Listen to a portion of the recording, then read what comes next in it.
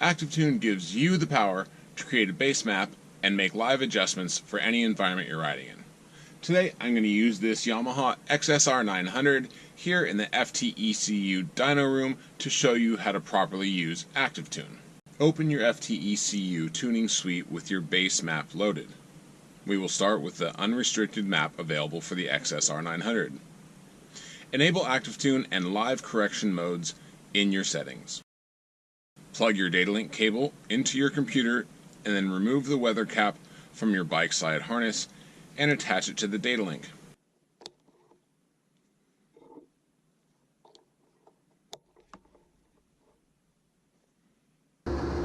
Remember that your bike needs to be warmed up to normal temperatures before taking any readings.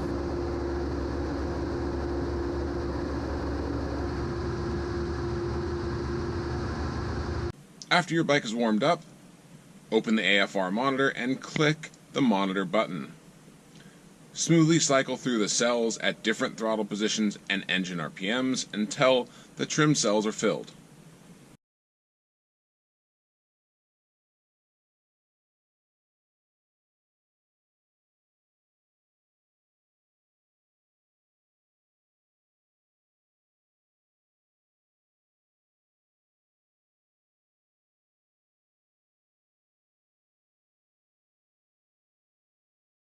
When all cells are filled, click disconnect and then save.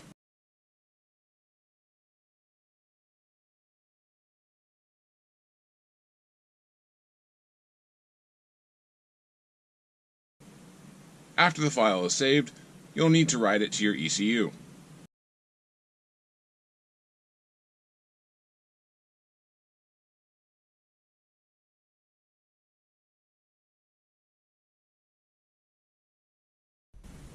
Some late model Yamahas, including this XSR900, need to cycle the key twice after the ECU is written before you can start the bike.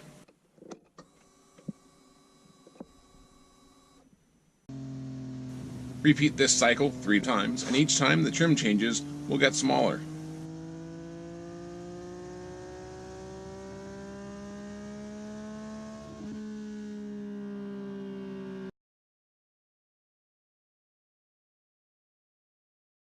Remember to write the new map to your ECU after each monitoring session. With the base map complete, unplug the datalink cable and your bike is ready to ride. With live correction mode enabled, ActiveTune will make real-time adjustments to your map as you ride.